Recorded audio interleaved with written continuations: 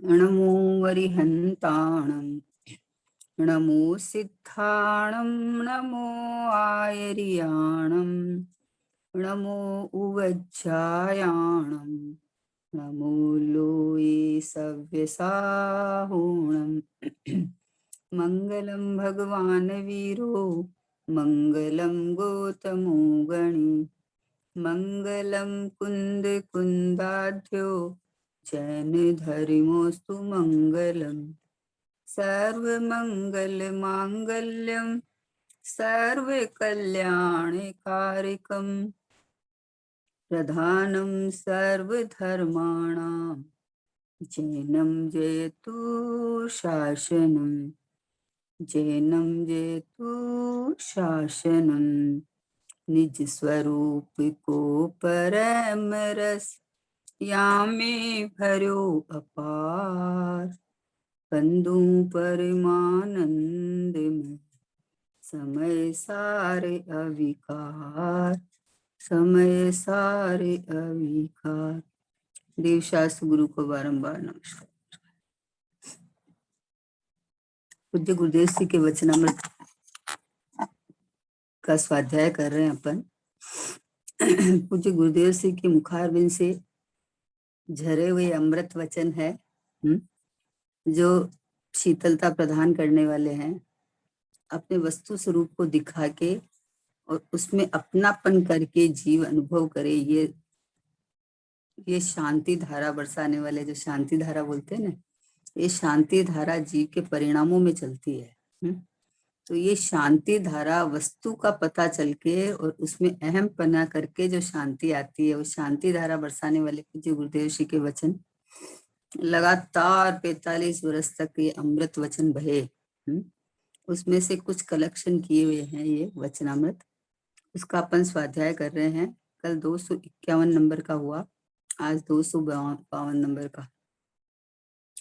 तप की व्याख्या रोटी नहीं खाना वह नहीं, किंतु आत्मा ज्ञानानंदमयी एक स्वतंत्र पदार्थ है, ऐसा निर्णय होने के पश्चात अंतर में एकाग्रता होने पर जो उज्ज्वलता के परिणाम होते हैं उसे भगवान तप कहते हैं।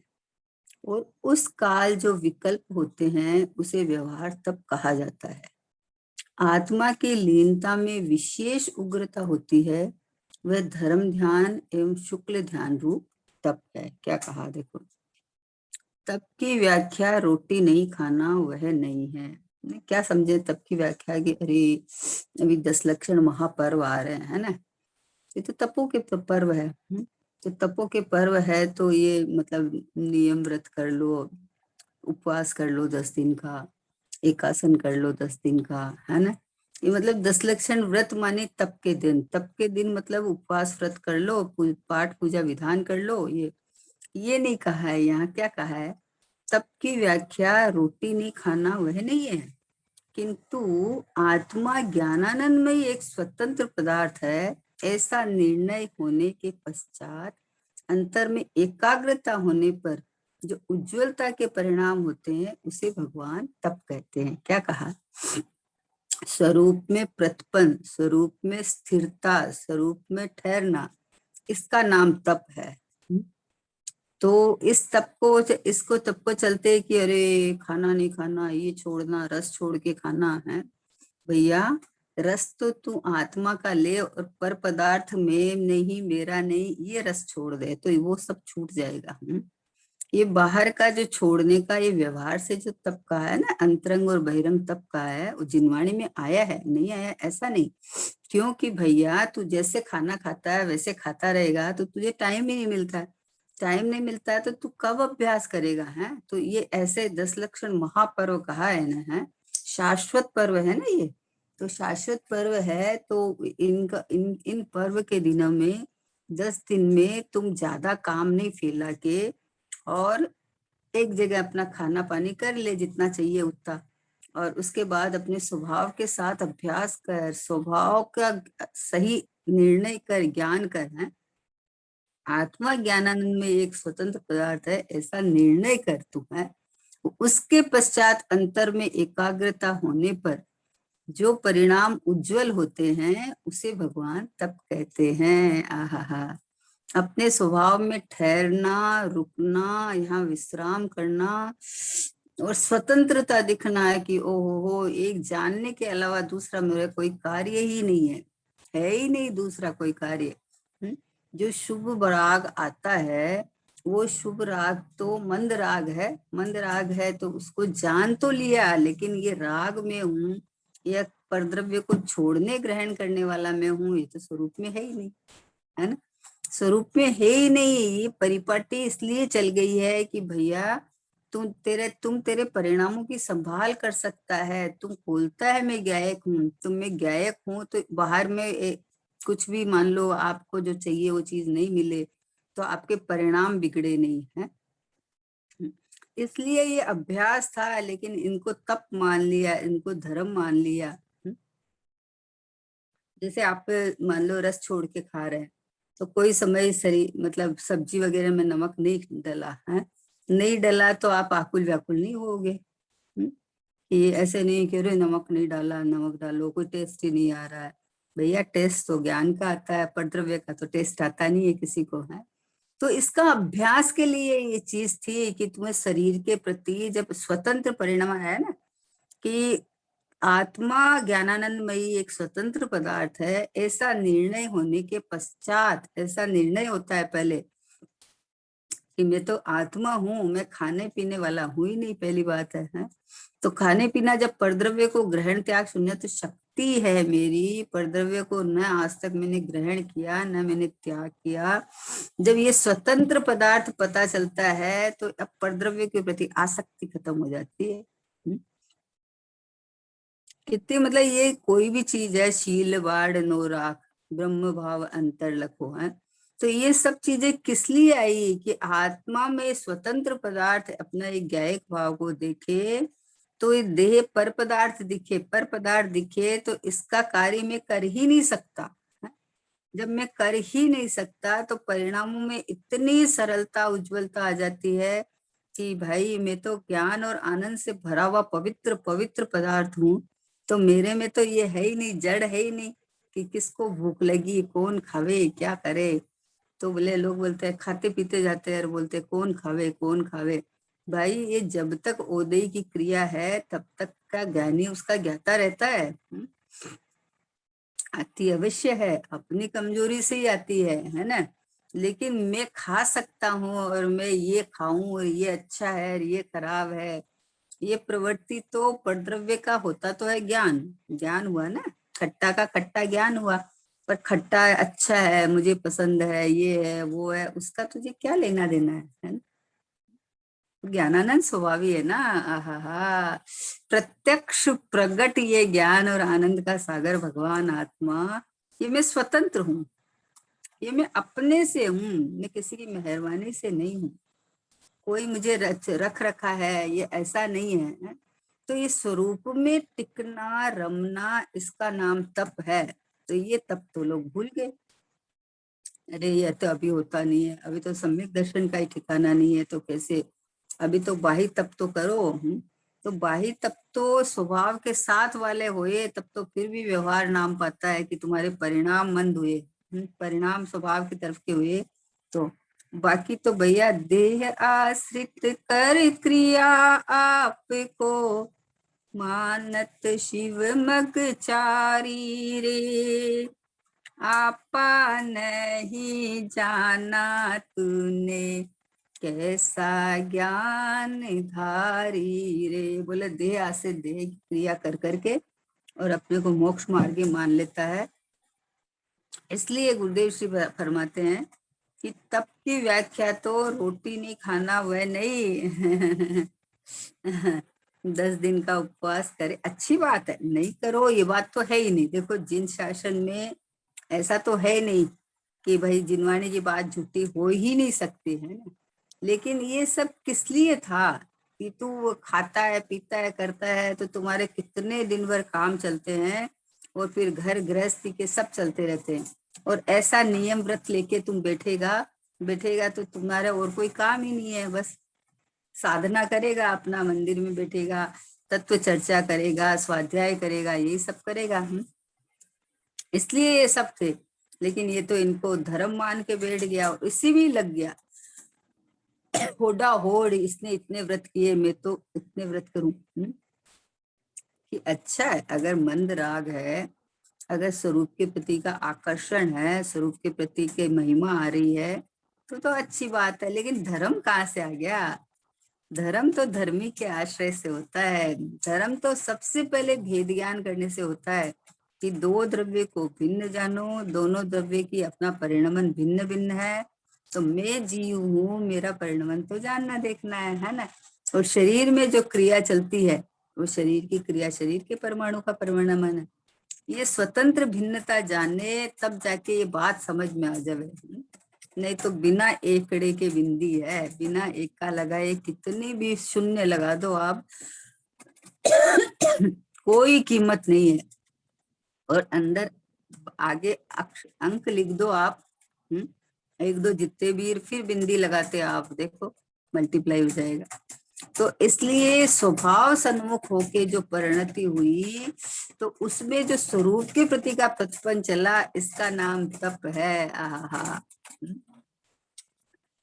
मोक्ष मार्ग में तप की बहुत कीमत है, क्योंकि स्वरूप में स्थिरता का नाम तप है। अपने ज्ञायक भाव में ठहरने का, रुकने का, वहां विश्राम करने का, वहां पसर जाने का नाम तप है। और ये कब होता है कि मैं एक ज्ञायक भाव हूँ, तो मैं तो अपने स्वभाव से बाहर कभी निकला ही नहीं है। ऐसा जब अंदर में दिखता है तो आह्लाद आता है, आनंद आता है। ठहरने के नाम पे भी, अरे मुझे स्वरूप में ठहर ही नहीं सकता, मेरे तो विकल्प आ रहा है, मेरा तो उपयोग बाहर जा रहा है, तो तू पर्याय पे ही खड़ा है। ठहरने के नाम पे भी मैं स्वभाव से ठहरा हुआ ही हूँ, एक रूप ही हूँ, स्वतंत्र सत्य हूँ, मेरे में परिणमन ही नहीं है। ऐसा जो जाने, तो अपने को इस रूप माने, तो इसका नाम तप है। स्वरूपे चरणम चारित्रम, स्वरूप में चरना, आचरण करना है। ज्ञानम ध्यानम तपो, ज्ञान ध्यान और तप। ज्ञान मतलब स्वभाव का ज्ञान होना, ध्यान मतलब वहां स्थिरता होना, और स्थिरता में एकाग्रता होना, ठहरना है ना, इसका नाम तप है। विशेष पुरुषार्थ द्वारा स्वरूप में रुक ठहरना, इसका नाम तप है। इसलिए कहा कि आत्मा ज्ञानानंद में एक स्वतंत्र पदार्थ है। ऐसा निर्णय होने के पश्चात अंतर में एकाग्रता होने पर, अंदर स्वभाव में जो उपयोग की एकाग्रता होती है, जो उज्जवलता के परिणाम होते हैं, उसे भगवान तप कहते हैं। आहा, जिनेंद्र भगवान उसे तप कहते हैं। उसका नाम तप है। कौन करते हैं कि तप तो वास्तव में देखो तो मुनिराज के होता है, जो क्षण क्षण में अंतर्मुख हो सिद्धों से बातें करते हैं। कैसा तप का कैसा प्रभाव है, समझे ना। जो तपस्वी होते हैं, जो आत्मा के ध्यान में लीन होते हैं, उनके देह पे कोई भी प्रसंग आ जाए, कोई भी उपसर्ग आ जावे, कोई ध्यान में बैठे हुए के उठा के ले जाके पटक देवे, तो भी वो ध्यान से, मतलब जहां पटका वहां छुए के बिना केवल ज्ञान लेके मोक्ष चले जाते हैं। सोचो, इसका नाम तप है। तप ऐसा होता है कि आपको बाहर की कुछ खबर ही नहीं रहती। ओहो, बाहर चाहे कोई ढन ढड़ा डन डन टंकोरा पिटता हो, चाहे कोई भी आवाज आती हो, कोई स्वरूप में इतना सहज में सुख आनंद है कि इसमें जो परिणति डूबती है, उपयोग डूबता है, तो बाहर की कुछ खबर ही नहीं रहती। इसका नाम तप है। तप की परिभाषा ही कुछ और बना दी ना। अब वो क्या करे, जैसे मोक्ष मार्ग में प्रकाशित में आता है कि जैसे जो मंद बुद्धि वाले होते हैं ना, जो जिसमें ज्यादा क्षोभ नहीं होता है, तो उसके उसके लिए प्रथमान योग है कि जिनको ज्यादा उधर तत्व वगैरह में ध्यान नहीं लगता, तो ये 63 शिला के पुरुषों का वो पढ़ के, महापुरुषों का पढ़ के, चारित्र पढ़ के, और उनकी मतलब उन जैसा बनने की भावना उठे, वो या कषाय की मंदता हुई, उसके लिए है।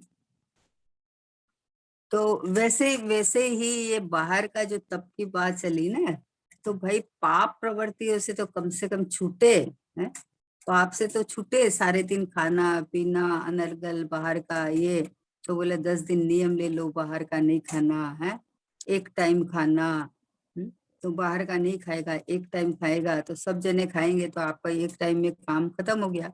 अब दूसरे टाइम में आपको 2-4 घंटा आपको आराम से स्वाध्याय के लिए 10 दिन के अंदर जो स्वाध्याय होता है तो उसके लिए समय मिलता है। अब 10 दिन कोई सुनेगा इस तरह करेगा तो उसको अंदर से इतनी शांति होगी, तो उसको लगेगा कि अरे यही सही है ना।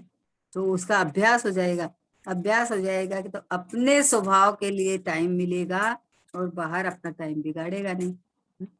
ऐसे ऐसे अपने स्वभाव की महिमा के लिए, स्वभाव समझने के लिए, स्वभाव में स्थिरता के लिए ये तप है? उग्रता से स्वरूप में ठहर जाना। आहा हा हा हा बस मैं गए कि हूँ, बस विकल्प नहीं, विकल्प का काम नहीं है। विकल्प तो एक बार समझ लिया, फिर कहाँ विकल्प उठता है? फिर विकल्प का काम ही नहीं है। जब अंदर पता चल गया कि मैं ये हूँ, तो विकल्प का काम नहीं है, लेकिन स्वरूप की महिमा आती जाती है, महिमा आती जाती है, तो उसमें आह्लाद आह्लाद आह्लाद आता है। और जहां महिमा आके आपको आह्लाद आएगा, वहां उपयोग को विश्राम मिलेगा, उपयोग ठहरेगा। ऐसा है। तो बोले निर्णय होने के पश्चात अंतर में एकाग्रता होने पर जो उज्ज्वलता के परिणाम होते हैं, उसे भगवान तप कहते हैं। और उस काल में जो विकल्प होते हैं, जो नहीं खाने पीने के, ये जो विकल्प होते हैं, उसे व्यवहार तप कहा जाता है।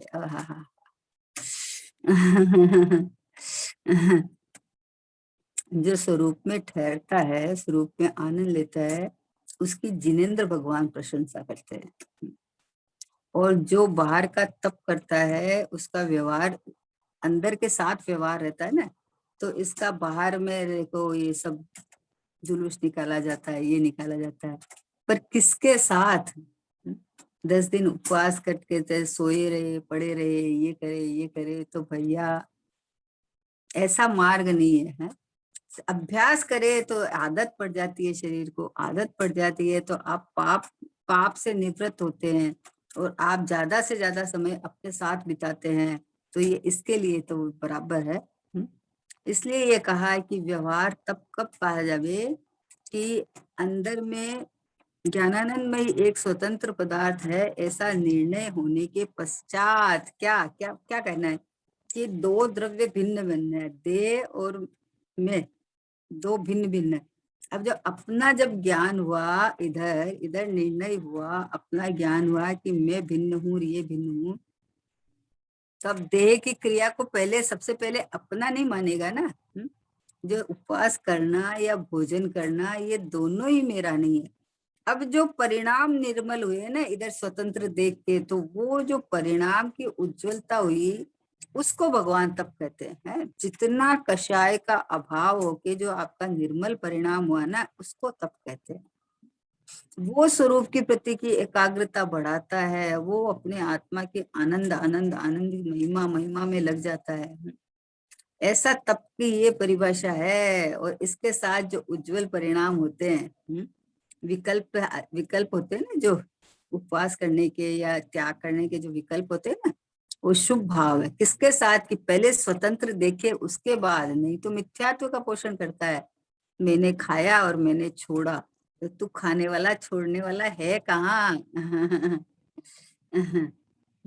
जब शरीर भिन्न ही है और ये पुद्गल है, और पुद्गल का परिणमन पुद्गल में होता है, जीव में परिणाम होते हैं, तो परिणामों जब निर्मल पवित्र हो जाते हैं कि मैं तो स्वतंत्र ज्ञानानंद स्वभाव भगवान आत्मा हूँ, तो परिणाम तो स्वभाव के समक्ष हो जाते हैं।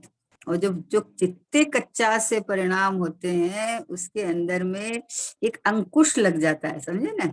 अनर्गल नहीं चलते हैं कि कुछ भी सोचे, कुछ भी माने, कुछ ही 10 जने के साथ बेच के जबरदस्ती आहा अट्टहास करे, हंसे, बोले, ये सब में अंकुश लग जाता है। अरे बोलते परिणामों की सुधार करो, ये परिणाम सहज सुधरते हैं, क्योंकि ये फालतू की चर्चा, फालतू का किसी की बात करना, किसी की मजाक उड़ाना, किसी के बारे में बैठ के 1-2 घंटा डिबेट करना, ये सब सुहाता ही नहीं है।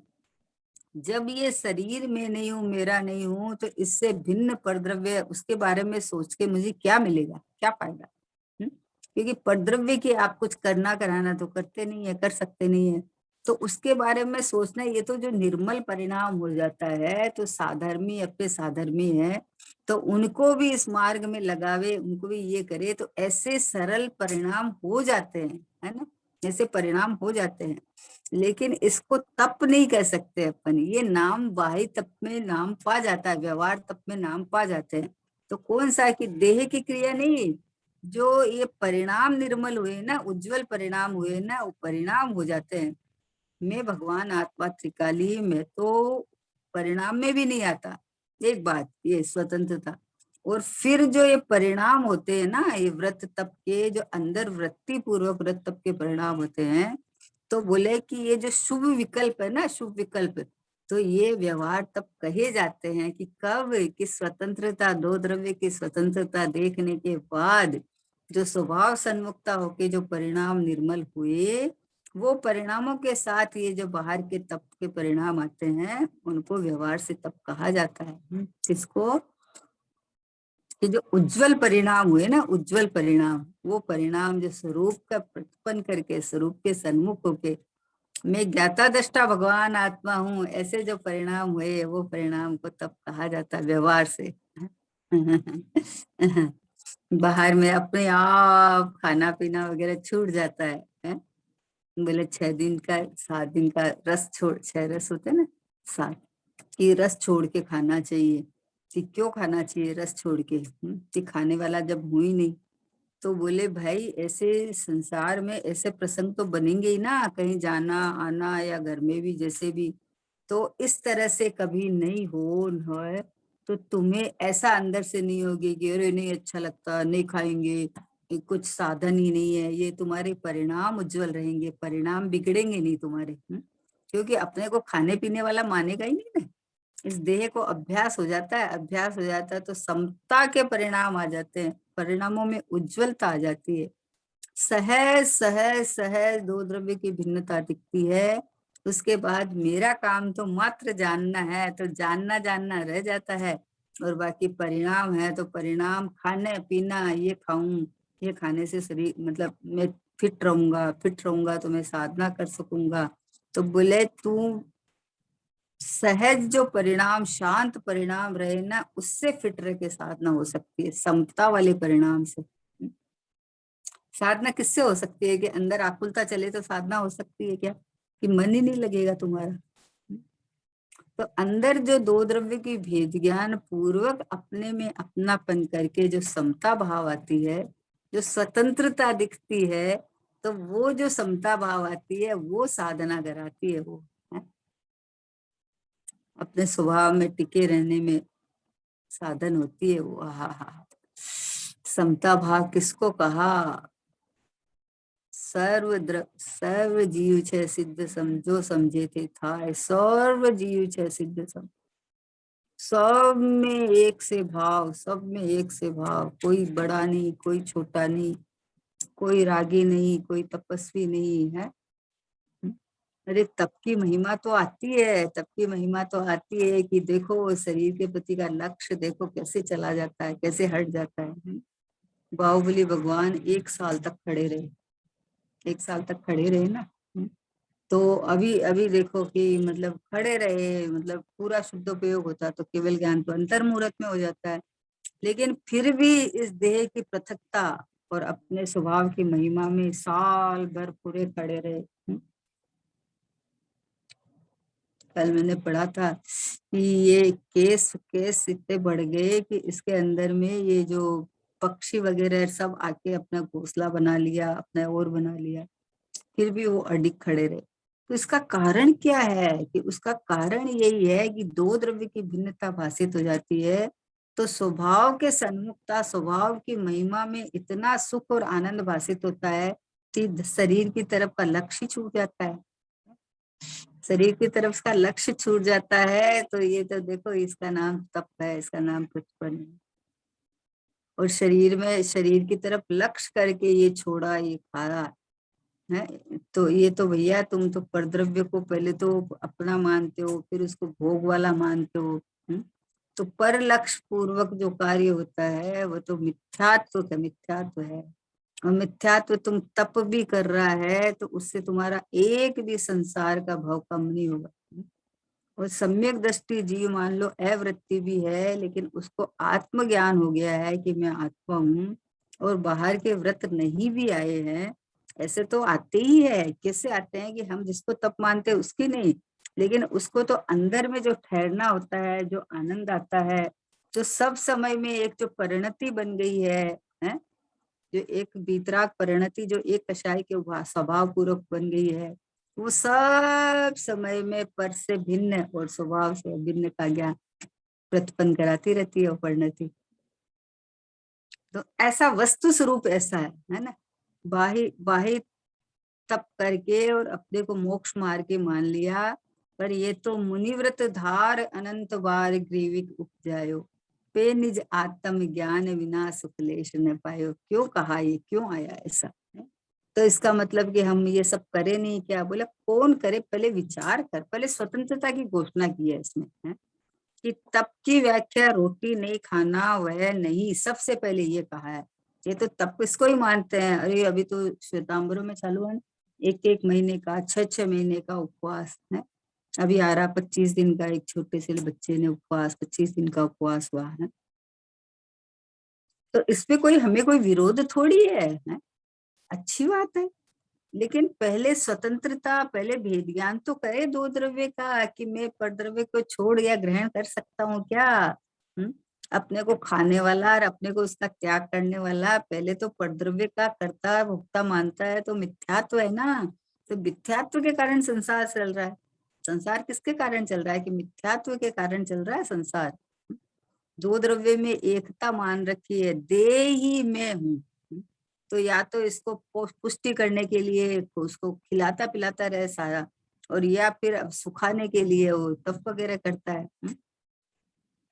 स्वभाव में जितना ठहरा, जितना लीनता हुई, वो तप है। स्वरूप चरणम चारित्रम, स्वरूप का प्रतिपन्न करना, स्वरूप में लीन होना, स्वरूप में ठहरना, इसका नाम तप है ना? तो बोले तप की व्याख्या रोटी नहीं खाना वह नहीं, किंतु आत्मा ज्ञानानंद एक स्वतंत्र पदार्थ है। देखो क्या हुआ, पहले पहले तू अपने को जान मान कि मैं कौन हूँ। आज तक मैंने परद्रव्य को छुआ ही नहीं है। कितना बढ़िया दृष्टांत आता है कि एक शिष्य था, उसको गुरु ने कहा कि उस नदी के पार है ना, एक हमारे गुरु बैठे हैं, उनको तू ये भोजन दे के आ। मतलब पूरा पूरा अच्छा थाल भरा हुआ, पूरा सारा प्रॉपर लड्डू, लड्डू जैसे बोलते हैं लड्डू, वो दे के आ उनको। तो बोले कि नदी का बहाव तो इतना तेज है, मैं कैसे पार करूंगा? तो उन्होंने एक मंत्र दिया कि भाई ये मंत्र तुम बोल और तुम उधर चला जा। क्या मंत्र दिया? कि जो जो वो गुरु थे ना, उनके इतनी सारी रानियां थी हैं।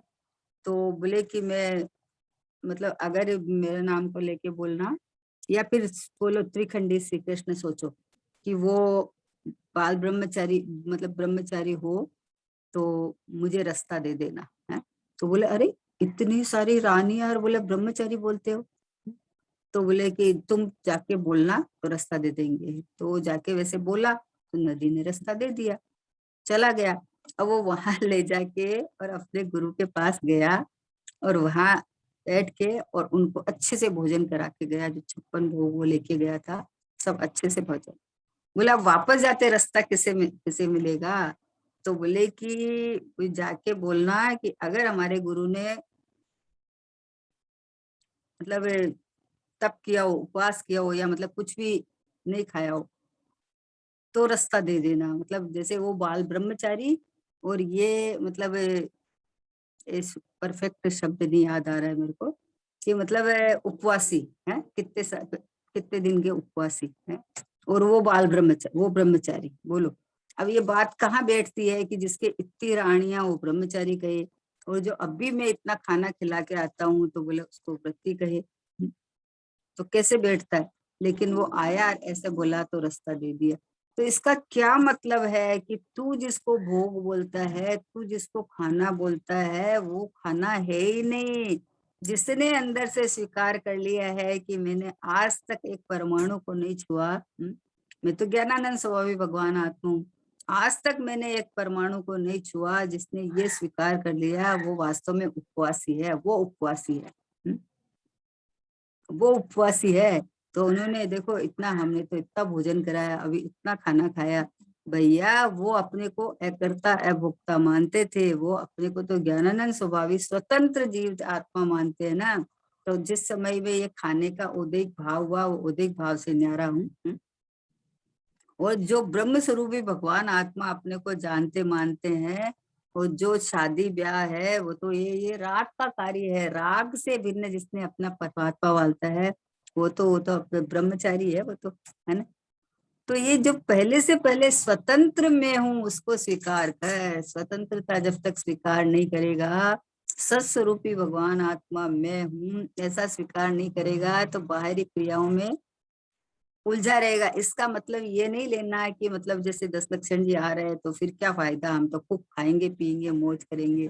बोले उसका नाम मौज नहीं है। आहा, स्वरूप में प्रतिपन्न जिसका उपयोग इधर लगेगा वो बाहर में लगेगा ही नहीं ना, सीधी सी बात है। आपका टर्न ले लिया, आपकी दिशा मोड़ गई, तो आप दो दिशाओं में थोड़ी जा सकते हो, इधर भी जा रहा हूँ इधर भी जा रहा हूँ, कैसे जाओगे आप?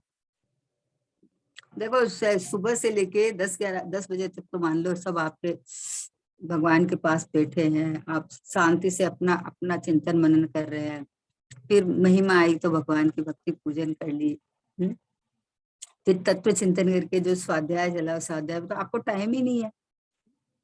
सुबह से लेके खाने पीने का आपको टाइम ही नहीं है, 11 10 11 बज ही जाती है ऐसे।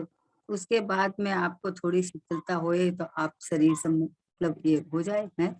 तो इस तरह से ये प्रोग्राम ही इतना सुव्यवस्थित रहता है कि अपने स्वभाव के लिए, अपने चिंतन मनन के लिए, अपने भेद ज्ञान के लिए, अभ्यास करने के लिए इतना समय मिलता है। इसलिए 10 लक्षण महापर्व आते हैं।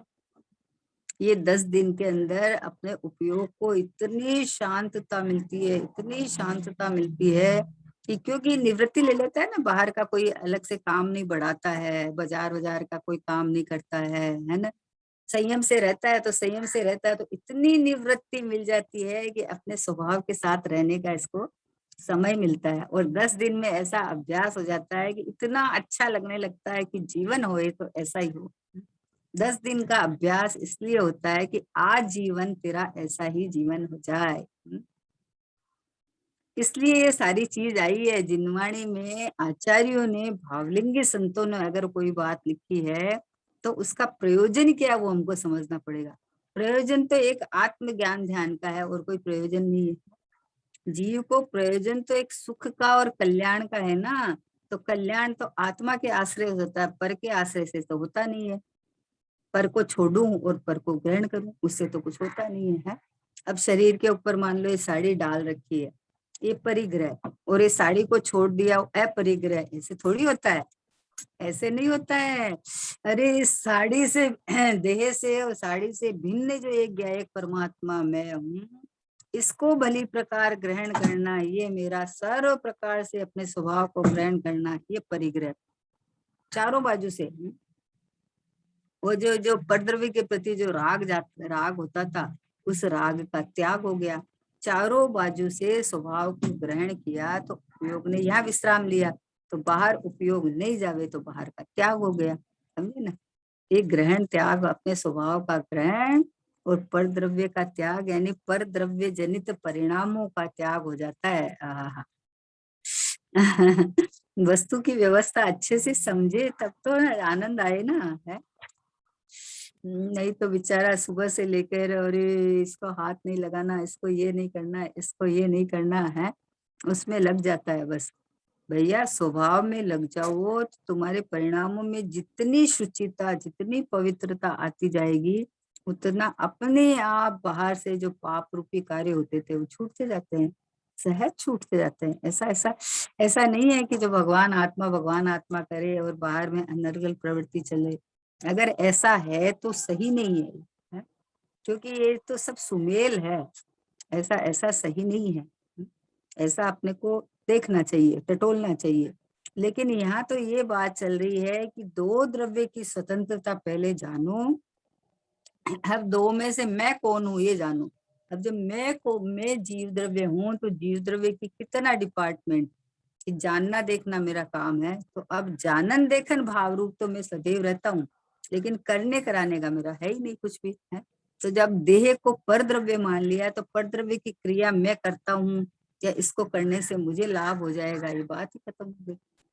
अब जो देह साथ में रहा हुआ है इसके प्रति लक्ष्य जाता है, शरीर की साधना करने में सहायक है ना, तो इसके प्रति जो लक्ष्य जाता है, तो अब अपने को जो स्वाध्याय करके ज्ञान हो गया कि इससे पाप होता है, तो ये ऐसा अनर्गल प्रवृत्ति रुक जाती है, अपने आप रुकती है।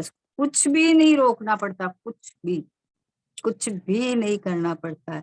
ये तो जैसे जैसे आप स्वाध्याय करोगे वैसे वैसे आपको वस्तु स्वरूप विचार आ जाएगा, तो अपने आप छूट जाएगा। पहले मैं ना पान का बहुत शौक था, मेरे को कहने में क्या बहुत शौक था। तो प्रवचन सारजी ग्रंथादिराज का हम लोग स्वाध्याय कर रहे थे, तो उसमें आया था कि पान अभक्ष होता है, समझे ना। तो वो वहां बैठे बैठे जिस दिन स्वाध्याय किया उसी दिन उसका त्याग हो। क्यों हो गया ऐसा कि अरे भाई ये इसको इसमें डाल के ये तो कोई डिमांड करता ही नहीं है ना। और तू खाता पीता नहीं है, जो चीज ग्रहण मतलब खाने लायक नहीं है वो चीज का शौक रख के क्या फायदा। तो उसी समय अब बताओ कोई छोड़े उसका त्याग किया ये क्या, अरे परिणामों में विशुद्धि आ जाती है तो परद्रव्य का त्याग अपने आप हो जाता है। परद्रव्य को ग्रहण तो किया ही नहीं था हमने, लेकिन जो तू अपने को खाने वाला और बहुत टेस्टी है और बहुत अच्छा लगता है और मुझे बहुत भाता है, ये राग टूट जाता है। परिणामों में उज्जवलता आती है ना, ये राग टूट जाता है। तो वहां बैठे बैठे तत्क्षण ऐसे ऐसे हो जाता है कि अरे अवश्य तो चलो छोड़ो, आज से क्या जरूरत है हमें। बोलो आज तक कभी भाव ही नहीं आया कि, समझे ना। ऐसे ही लाख की चूड़ी का या लाख मतलब गाथा ही ना कि जो लाख जिस वृक्ष पे होता है वही वृक्ष को वो घात करता है। तो बस वहां बैठे बैठे कि नहीं चलो क्या जरूरत है। बोले नहीं अरे सुहागने लाख के बिना चूड़ा नहीं पहनती है, ऐसे करती। कौन की सुहागन, कैसा सुहागन। सुहाग तो ये है जो अनादि अनंत ये परमात्मा मैं हूँ, और इस परमात्मा पने में स्थिर रहना, तो अनादि अनंत एक रूप सत्ता मेरी है, ये जो पता चल गया तो ये है। बाकी इस लाख के कारण बाहर में कोई घटना घट जाएगी, ये हो जाएगी, बात आई कहाँ से है। तो उसी समय कि चलो नहीं। तो जैसे ये तो इस परिणामों की निर्मलता आती है तो ये हठाग्रह छूट जाता है बाहर का कि इससे ये हो जाएगा उससे ये हो जाएगा। अरे स्वभाव में तो कुछ होता नहीं है और बाहर में योग्यता अनुसार होता है, बाहर में उदय अनुसार होती है, तुम्हारी कुछ नहीं चलती है। इसलिए न बाहर में कुछ करना है न स्वभाव में कुछ करना है, बस जैसा वस्तु का स्वरूप है वैसा जान के आनंद करना है, ये करने जैसा। ये करने लायक है, आहा ये होने लायक है, करने लायक है क्या, होने लायक है, बस ऐसा समझ आया ना। समझ की जोर से रे आत्म दशा और की ओर, समझ की जोर से रे आत्म दशा और की ओर, होना है सो हो जगत में चले नहीं कुछ जोर, राग द्वेष के करतापन में मच रही घोरम घोर, समझ की जोर से रे आत्म दशा और की ओर। बस जैसे समझ में आया दशा बदल गई, दिशा बदल गई, दशा बदल गई। इसमें परद्रव्य को छोड़ा और ग्रहण किया है बात आती नहीं है, परद्रव्य के कर्तापन की बात आती नहीं है। जैसे ही बात समझ में आई, दो द्रव्य का सत्य स्वतंत्रता समझ में आया कि देह की क्रिया देह में है, मेरी क्रिया मेरे में है। तो मेरी क्रिया तो जानना देखना है, तो मैं जानन देखन स्वाभाविक परमात्मा हूँ, ये मेरा है कार्य है। अब देह की क्रिया जब अपने में हो रही है तो देह की क्रिया को मैं करूं छोड़ूं, ये बात ही कहाँ आई। जो तुम्हारे परिणामों में निर्मलता आई, सरलता आई, स्वभाव की तरह की लक्ष्य आके इधर की स्थिरता बढ़ी, तो अपने आप उधर दृष्टि जाना और लक्ष्य जाना अपने आप कम होता है, बंद हो जाता है। इसलिए कहते हैं कि अंतर में एकाग्रता होने पर जो उज्जवलता के परिणाम होते हैं उसे भगवान तप कहते हैं, और उस काल जो विकल्प होते हैं उसे व्यवहार तप कहा जाता है। बस इतना ही डिपार्टमेंट है।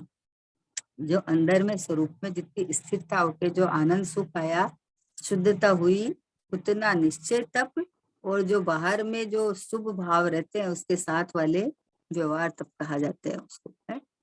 आत्मा की लीनता में विशेष उग्रता होती है, वह धर्म ध्यान एवं शुक्ल ध्यान रूपी तप होता है। क्या कहा?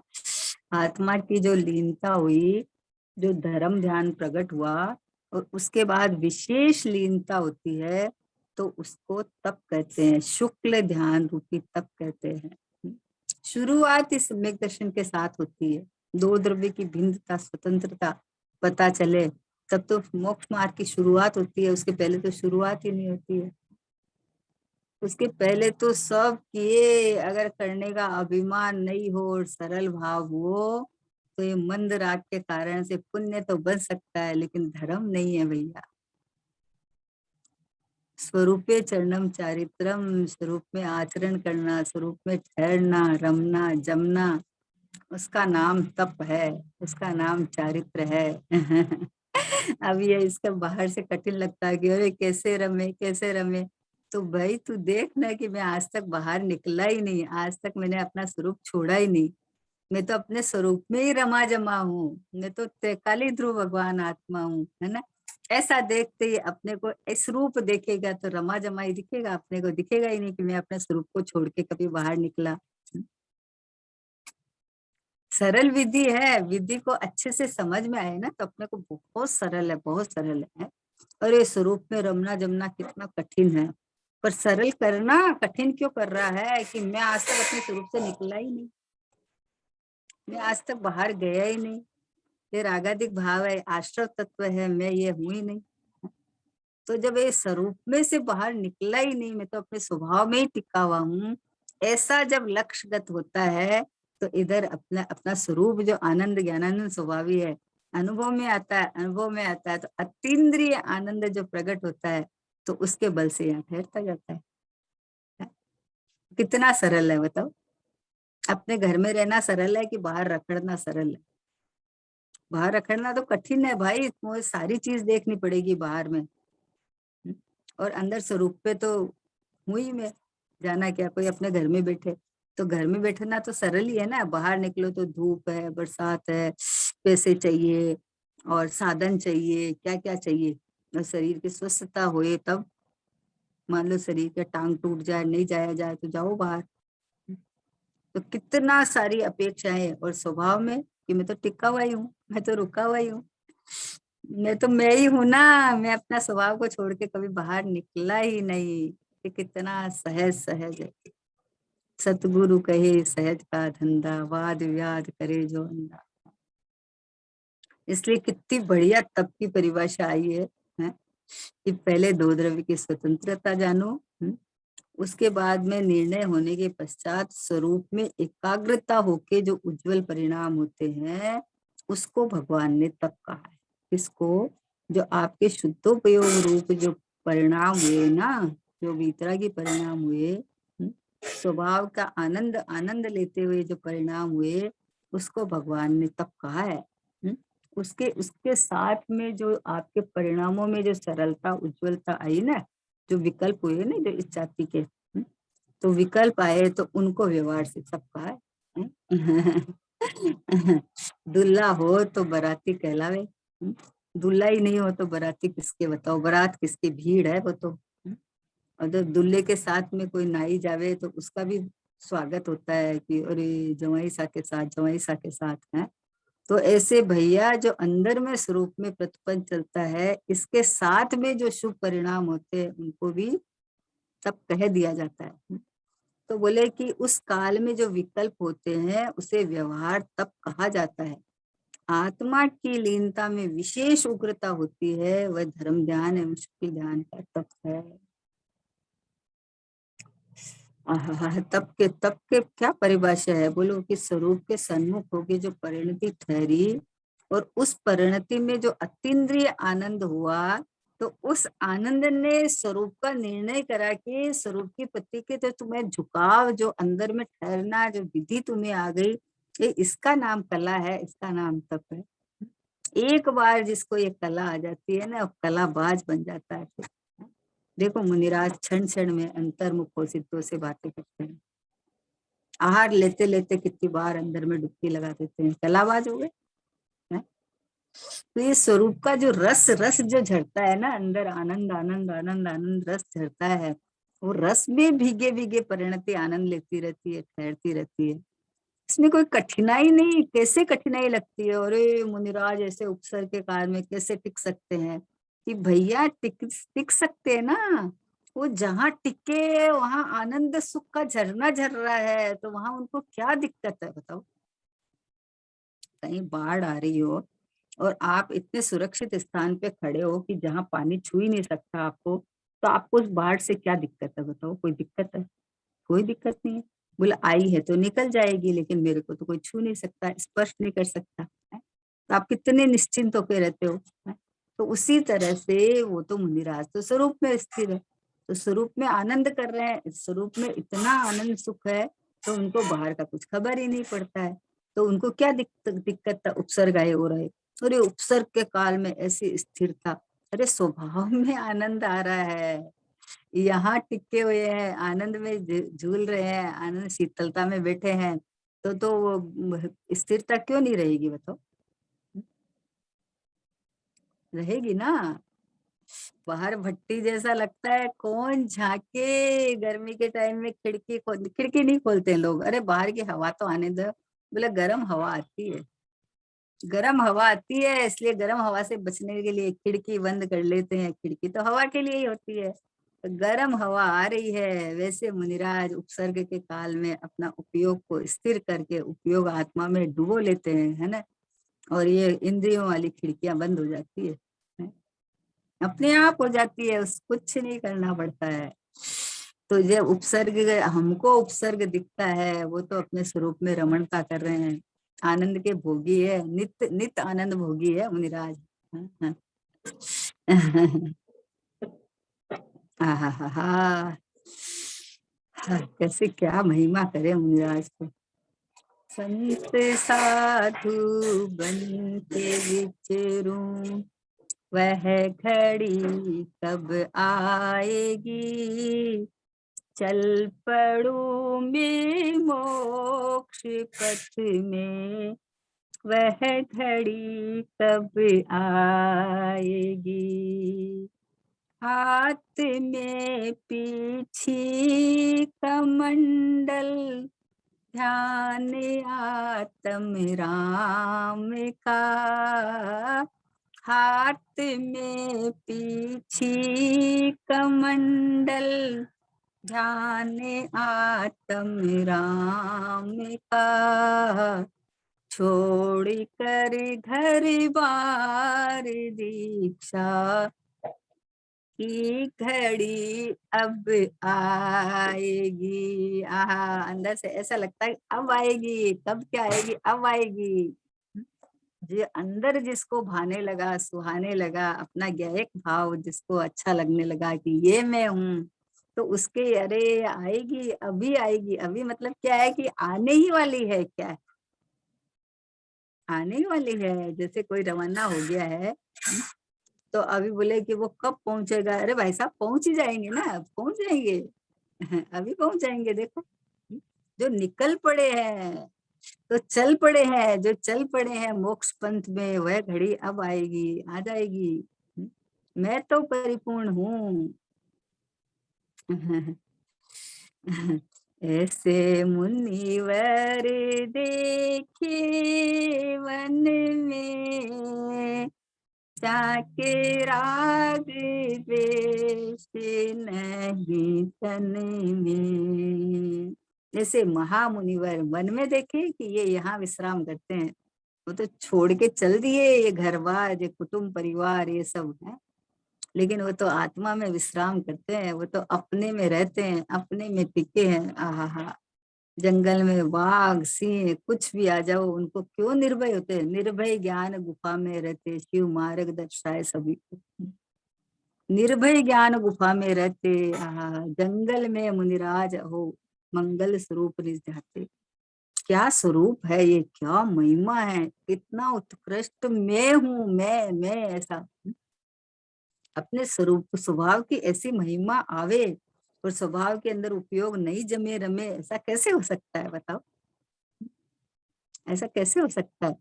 अरे समय सार जी में गाथा आई है कि जो धनार्थी होता है वो राजा को जान के राजा की सेवा सुसेवा करता है। क्यों करता है? कि धन का अर्थ ही है ना, तो उसे पता है राजा के पास सेवा करूंगा तो वहां से धन मिलेगा। तो जो आत्मार्थी है वो आत्मा को पूर्णानंद स्वभावी मैं हूँ जानकर और आत्मा की सेवा करता है। अपनापन करना, इसका नाम सेवा है। आत्मा की क्या सेवा करेगा तू? आत्मा तो पूर्ण है। आत्मा की सेवा करना यानी अपने परिणामों के अंदर निर्मलता, सुचिता, पवित्रता आना, विशुद्धि का बढ़ना कि मैं तो भगवान भगवान भगवान हूँ, तो भगवान के परिणाम कैसे होने चाहिए? सोचो, ये सहज सहज का धंधा है, ये कुछ करना नहीं पड़ता है। इसलिए बोलते हैं, गुरुदेव जी फरमाते हैं कि तू समझू, समझ का पिंड है तू, तो तू समझ ले खाली। मोक्ष मार्ग समझ का मार्ग है। जैसे तुझे समझ में आएगी वैसे वैसे तेरी अपने आप प्रवृत्ति चलती है, परिणाम वैसे ही चलते हैं। किसी लड़की की जब तक सगाई नहीं हुई थी तब तक कुछ नहीं, जिस दिन सगाई हुई उस दिन अपने ससुराल वालों के प्रति, अभी तो गई भी नहीं है, देखा भी नहीं है, फिर भी उनके प्रति के परिणाम चलने लगे। क्यों चले? क्योंकि जैसा मतलब समझ में आया ना, उसको समझ में आया ना कि बोला कि अरे तुम्हारा वहां रिश्ता कर दिया, ये कर दिया, तो उसको समझ में आया, समझ में आया, तो अब जैसा उसने समझ लिया वैसा वो मानने लग गई। उसमें क्या करना पड़ा? कुछ भी नहीं करना पड़ा। जैसे अनादिकाल से मिथ्यात्व क्यों चल रहा है कि प्राप्त पर्याय में तन्मय अपने को देह रूपी मान रखा है, तो देह रूप मान रखा है तो वैसे ही परिणाम चलते रहे। देह की सुरक्षा, तेरे सहयोग में मिले उनकी सुरक्षा, अपना पूरा जीवन उसमें झोंक देता है। अरे साधर्मी मान के वात्सल्य करके और सही मार्ग में लगे, ये बात है। और नहीं है तो कम से कम अपने परिणामों में तो उसको जीवराज भगवान आत्मा मान, तो तुम्हारे परिणाम पवित्र रहेंगे। सर्व जीव छे सिद्ध समझो समझे थे सार, तो जो उसको, जो सब जीवों को सिद्ध सम अपने को सिद्ध समझता है तो सिद्ध हो जाता है। इसलिए ये बात है कि आत्मा की लीनता में विशेष उग्रता होती है, विशेष विशेष उग्रता होती है। क्योंकि जैसा जैसा जब मतलब उग्रता बढ़ती रहती है वैसे आनंद का, शांति का, सुख का ज्वार आता है, आनंद का ज्वार उठता है, वैसे आनंद में झूलता है, आनंद की मस्ती करता है ना, तो वहां रुकेगा ना फिर। जब आनंद सुख के लिए तो आज तक इतना प्रयत्न कर रहा है, आनंद सुख के लिए भी कर रहा है ना, जितना प्रयत्न कर रहा है, खाना पीना, उठना बैठना, सोना, कपड़े पहनना, मंदिर जाना, जितना प्रयत्न कर रहा है वो तो सुख के लिए ही तो कर रहा है। और जब पता चला कि सुख तो यहाँ है तो फिर यहाँ प्रयत्न हो जाएगा, वहां से हट जाएगा। सुख तो मात्र स्वरूप दशा है, बाकी सब तकरार है, अस्थिरता और आकुलता का फल संसार है। सुख तो मात्र स्वरूप दशा में है, स्वरूप में ठहर जाना, स्वरूप में रुक जाना, स्वरूप में विश्राम करना है, परिणामों का है। मैं तो ठहरा ठहराया ही हूँ। मैं तो आज तक अपने घर से निकला ही नहीं हूँ। परिणामों का यहाँ विश्राम लेना, अपने को परमात्मा रूप की वेदन करना, अपने को भगवान भगवान भगवान भगवान, भगवान ही हूं मैं बस, है। इसका नाम कैसे 10 लक्षण महापर्व आ रहे हैं ना, कैसे मनाए बताओ। कि इस तरह से मनाना भैया 10 लक्षण महापर्व, कि ये 10 दिन ऐसे बन जावे कि आपका पूरा जीवन बदल जाता है, पूरा जीवन बदल जाता है। सुबह से लेकर एक एक साधना चालू हो जाती है कि मैं तो अपरिणामी ध्रुव भगवान हूँ, मैं तो पूर्णानंद का नाथ हूँ, मैं तो पवित्र परमात्मा हूँ, मैं तो शुद्धात्मा हूँ, मैं तो अनादि अनंत एक रूप रहने वाला हूँ। ये शाश्वत हूँ। बोले शाश्वत सुख का प्याला कोई पिएगा अनुभव वाला, आहा ध्रुव की पेरो माला, मैं तो गायक रस वाला। अरे ध्रुव की एक बार माला तो फेरो कि मैं तो ये ध्रुव गायक परमात्मा हूँ। ऐसा जिसको ख्याल में आ जावे, बोलो सुबह से ऐसा ऐसा एक परिणाम चालू हो जाता है कि रात तक एक, मेरे चाचा जी एक बात बोलते थे, बोले 2 टाइम स्वाध्याय करे ना तो ये एक ऐसा टॉनिक है कि जैसे सुबह ले तो इस टॉनिक का असर दिन भर चलता है, रात को लिया शाम को लिया तो उसका रात भर चलता है। टॉनिक है ये कि मैं तो भगवान हूँ, मैं तो गायक हूँ, मैं तो परिपूर्ण हूँ, मैं तो ये देह आदि नहीं हूँ, इनसे त्रिकाल भिन्न हूँ, सदैव भिन्न हूँ, एक रूप रहने वाला हूँ। ऐसा जो अंदर से जो धुन चलती है, रस बहता है अंदर में, तो वहां अपने आप टिका जाता है। तो आत्मा की विशेष लीनता कब होती है कि जैसे जैसे स्वरूप में प्रतिपन्न, जैसे जैसे लीनता बढ़ती जाती है, समय समय की मर्यादा बढ़ती जाती है। पहली बार जिस जीव को अनुभव होता है उसका समय बहुत कम होता है, धीरे धीरे अपने अंदर मन लगने लगता है, उपयोग ठहरने लगता है, कषाय का अभाव होता रहता है, स्वरूप में एकाग्रता बढ़ती जाती है, वैसे वैसे आनंद आनंद आनंद की वृद्धि होती रहती है। तो उसमें कठिन कहाँ है बताओ। कोई 1 मिनट तक मान लो बैठा और बाद में आधा घंटा बैठने लगा तो अरे अरे मतलब क्या है कि उसको 1 मिनट में आनंद आया होगा तब तो आधा घंटा बढ़ा है। हठ पूर्वक थोड़ी होता है कोई। 1 मिनट में जो प्रथम बार उसको जो रस चखा आत्मा के आनंद का, तो उसको रस लग गया इधर का, रस लग गया। तो एक जैसे एक क्षण के लिए किसको बताओ सेटिस्फेक्शन होगा। तो बार बार में स्वरूप में लीनता, स्वरूप में एकाग्रता, ये सहज प्रक्रिया है। इसमें अपने को कठिन क्यों लगता है कि सही ज्ञान नहीं होने के कारण कठिन लगता है? शरीर को स्थिर रख के सोचता कैसे स्थिर रखे, कैसे स्थिर रखे। अरे ये तो अपने आप होता है, तू तो अपने स्वभाव की महिमा करता जा तो शरीर अपने आप रहेगा। होए होए नहीं होए तो नहीं होए क्या है? जैसे पंचम काल में अभी कोई जीव यहाँ जन्मे तो उसकी मान लो ऐसी योग्यता नहीं है कि अभी इसमें केवल ज्ञान हुए और हुए। लेकिन कोई महाविदेश क्षेत्र से कोई मुनिराज ध्यान कर रहे हैं और ध्यान की अवस्था में कोई पूर्व का बेरी उनको उठा के भरत क्षेत्र में पटके, तो बोला भरत क्षेत्र से पंचम काल में हो सकता है कि नहीं? कि हो सकता है ना, भरत क्षेत्र थोड़ी ना बोलता है। हो सकता है यहाँ पटके पानी में ले जाके पटक दे तो पानी को छुए गए पहले केवल ज्ञान लेके चले जाते। तो यहाँ से समश्रेणी तो यहीं की बनेगी ना, भरत क्षेत्र से वाली बनेगी ना समश्रेणी, तो उसकी जहां से गए हैं वहीं से समश्रेणी बनेंगी। तो ऐसे ही कहेंगे ना भरत क्षेत्र से मोक्ष चले गए। इस पंचम काल में भरत क्षेत्र से जाते नहीं है। अरे भरत क्षेत्र में जो जन्मते हैं वो नहीं जाते हैं, लेकिन भरत क्षेत्र थोड़ी बाधा है। अरे साधना पे तो इसको ऐसे ले ना कि जो जो जीव अपने परमात्मा पने की साधना करता है वो मोक्ष जाते हैं, क्षेत्र से क्या लेना देना है। स्वभाव की महिमा, हा हा स्वभाव की उग्रता, लीनता, अपनी महिमा, स्वभाव मानी अपनी महिमा। मैं तो परिपूर्ण ज्ञानानंद का सागर, आनंद सुख का भंडारा पिटारा हूँ, तो इसके अंदर से आनंद बहे तो क्या बड़ी बात है। अथाह समुद्र है, उसके अंदर ऊंची ऊंची लहरें सदैव निकले, तो समुद्र है वहां निकलेगा ही ना, उसमें क्या है। तो सब मैं परमानंद का नाथ, आनंद कंद रसकंद भगवान आत्मा हूँ। इसके अंदर से शांति सुख की लहरें उठे, है अपने को शांति प्रदाता करे, तो उसमें क्या आश्चर्य होएगा, होएगा ही ना, यही तो होएगा ना। इस तरह से ये बात है कि आत्मा की लीनता में विशेष उग्रता होती है, वह धर्म ध्यान एवं शुक्ल ध्यान रूप तप है। तप की शुरुआत चौथे गुण स्थान से होती है।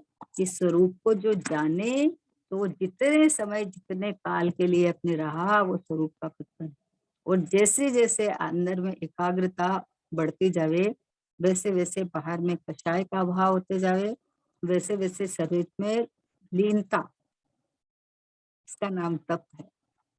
ऐसे ऐसा तप सब जीव को प्राप्त हुए। सब जीव अपने स्वभाव में, वास्तव में तो स्वभाव में ही ठहरे हुए हैं, लेकिन उपयोगात्मक स्वभाव में लीन होके अनंत काल तक सिद्धालय में वास करे, ऐसी को निज निधि निज में बताई, यह अनंत उपकारी है। इसके लिए जिन वाणी माँ को वंदना शतवारी है, वंदना शतवारी है। होगा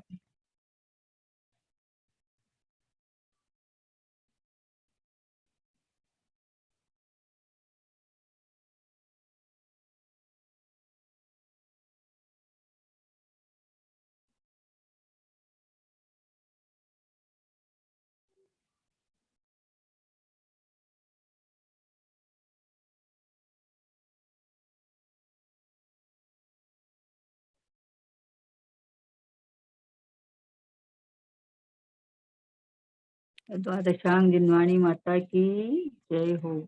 महान जैन धर्म की जय हो। दिगंबर महामुनिराजों की जय हो।